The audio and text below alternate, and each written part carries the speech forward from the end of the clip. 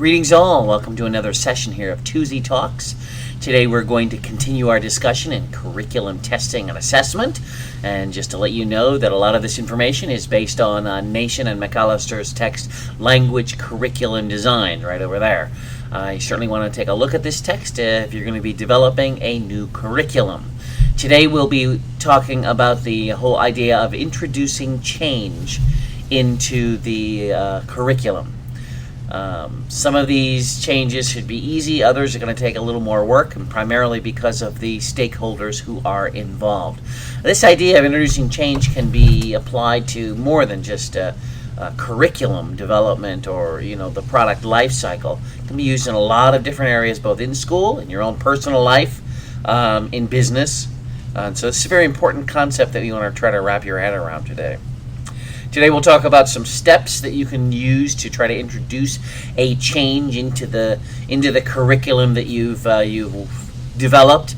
Try to talk about some realistic changes and then some strategies to try to get those involved. And if you look at we've got this little picture over here of the curriculum. Let's just say we've got all the parts that are there and everything is in place and everything seems to be working. It still doesn't mean that you're done. You're developing a curriculum just like any other product life cycle or program life cycle. You're always going to get to a point where you reevaluate, reassess, find out what's weak, find out what needs to be changed, make those changes, and then go through the process again. So we're going to have to remember that we're going to have steps involved in changing what's going on in the curriculum. Curriculum design, again, usually involves change. It can be a wonderful thing or it can be very unpleasant. Unpleasant because many of the stakeholders don't want to change. My sister, who used to be a fifth grade elementary school teacher, was one who was very interested in doing the very best that she could for her students. Worked very hard. She made assessments, she evaluated, she researched them, checked out the statistical reliability and validity of all the test questions that she developed. She was very interested in keeping abreast of curriculum development measurements and trying to make things better for their students. She worked with some teachers who said, I've been using this book for the past 10 years and I have already established all the questions that I want. I don't want to change even though the book is no longer interesting to my students. They didn't care. They wanted to make it easy. So change can be fun, yay! It can also be a pain in the neck if it's not a welcomed event. Okay? So before you go and actually do the changes within the curriculum, you should make sure that the minds of the stakeholders are in agreement with you, if at all possible. Now, it may not be possible. You may, if you have the power and the power of persuasion is not working, you may need to do something else in order to get the stakeholders to adopt the new changes that you are trying to implement. It may be wise to consider the impact of these changes on the curriculum. As the saying goes, you can lead a horse to water, but you can't make him drink. Of course, you can put salt in his food. And the whole idea here is you may have stakeholders, you may have teachers or students or administrators or, future employers, parents who may not be interested. But there's probably a way that we can try to persuade them to say, okay, maybe these changes are good. Again, you need to want to look at this before you try to go and do the implementation. Trying to force it can be quite difficult. Questions you need to ask. Is the change really necessary? And so that's a very important question that you need to ask. I remember listening to someone speaking about the great company CompuServe, which at one time was the leader in online accounts for people getting onto the internet. They thought they were untouchable. And it was not very long thereafter that CompuServe is no longer. There was a time when the company IBM thought that they owned the PC market, and then things changed, and they didn't notice the change. They didn't notice that they needed to make a change, and they paid for it.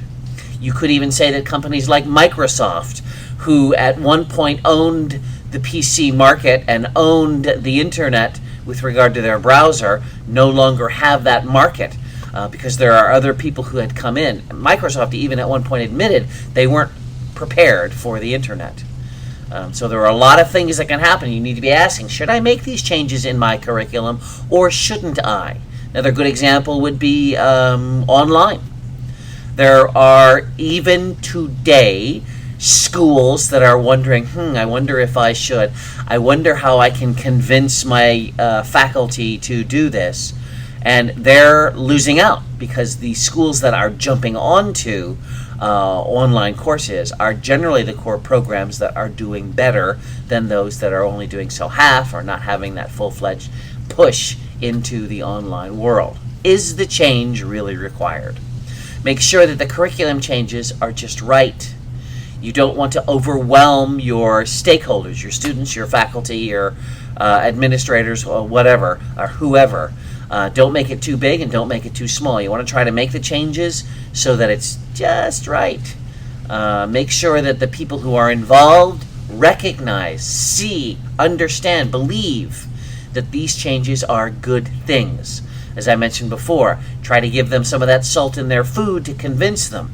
Get them to realize this is a good thing, if indeed it is, right? If indeed it is. Try to get as much support as you can, right? Try to get as many cheerleaders saying this is a good idea as you can when you're trying to make a change within the curriculum, okay?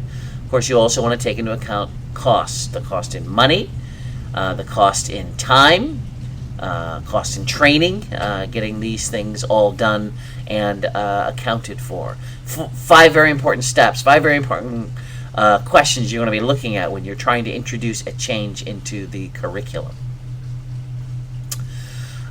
Some other steps to introducing change: make sure that the design changes are going to be easy to implement.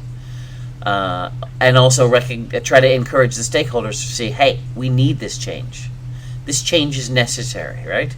As I mentioned in earlier episodes, earlier sessions, convince the kids to paint the fence.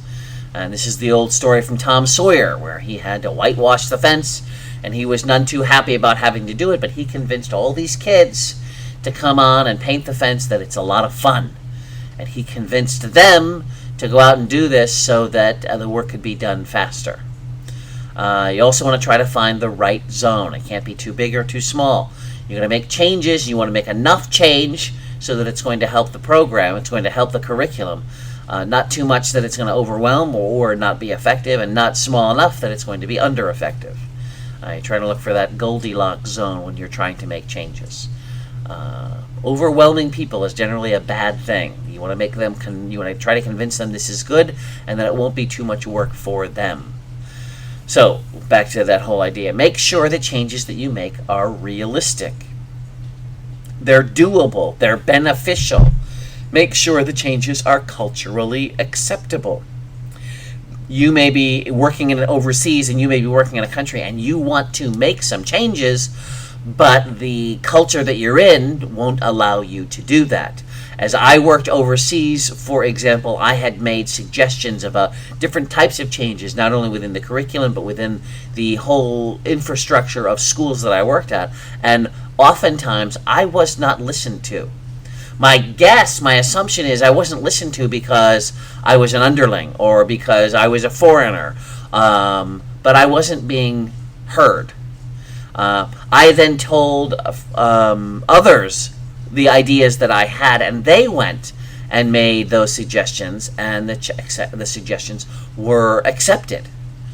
Okay, it may have been that I was simply going, I can't go directly and make those suggestions. Somebody else has to go and do that, and that would be more acceptable. That I don't know exactly. Make sure that they're culturally acceptable. Make sure that you understand what the teacher beliefs are. How is it going to impact how they teach? We need to account for what these teachers believe with regard to how to teach, with regard to their position in the teaching world, because getting them on board is definitely going to help further the changes in the curriculum if they're on board. But you need to be aware, what do they believe? What do they think is important for them, and try to work that into the changes that you believe are going to help improve the program. Other approaches to the curriculum, and it's the carrot and the stick. What I mean by this is there are a variety of ways to try to enforce or enable or enact these changes. Again, the best way to do this is to work with all the stakeholders and convince them or get them to believe and adopt the changes that need to be made. That doesn't always work. That's this number 3 here, right? Right? Try to get them to discuss it and try to get them to persuade, or you're trying to give them some logical reasoning. Again, this is from more of the top-down, number 2, but you're trying to give them logical reasoning to say, hey, this is a good idea. This will be beneficial. And you try to persuade them that way. Those may not work. I was at a web-based education conference years ago, and there were people who were talking about ways to teach language using the web and trying to convince their schools to do web-based education. And one gentleman came up to speak, and he spoke about how he got his entire school, not just the department, the entire school, to begin taking training courses to learn how to create web courses, put their things online, and begin teaching courses either as hybrids or complete online. Well, when this gentleman finished, you could imagine the hands that went up were saying, Iva, how did you do this? How did you get your whole school to make the changes? And the answer that he gave back to us was, well, he received a mandate from the president of his college. And so they had no choice.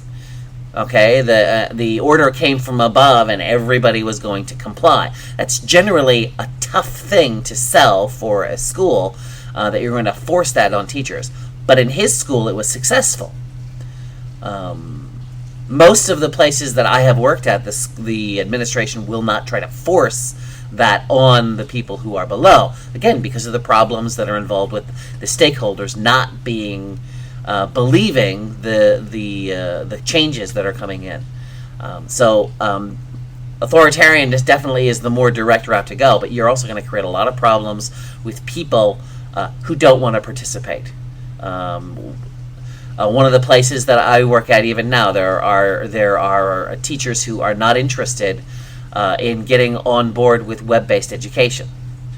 And so there is a struggle in trying to sell that now. We're not talking about web-based education here. We're talking about making a change to the curriculum, whether it's, the assessment component is weak and we need to strengthen that, or we're not collecting enough data and we need to find a new mechanism to collect data so we can analyze how our program is going.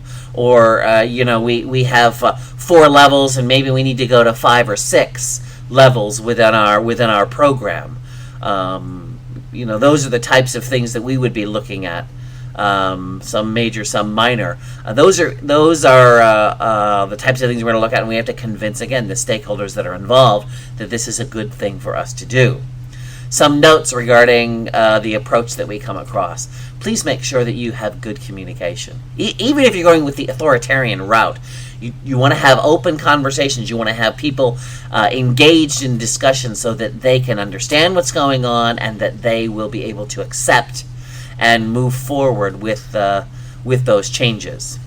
I'm reminded of the old movie 2001 Space Odyssey, when HAL, the computer, needed to be shut down.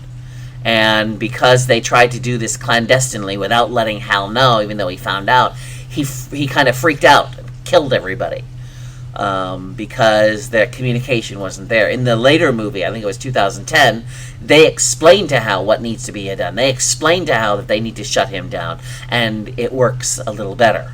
If you want to go see those movies, you can go take a look and see what I mean. But ensure there's good communication.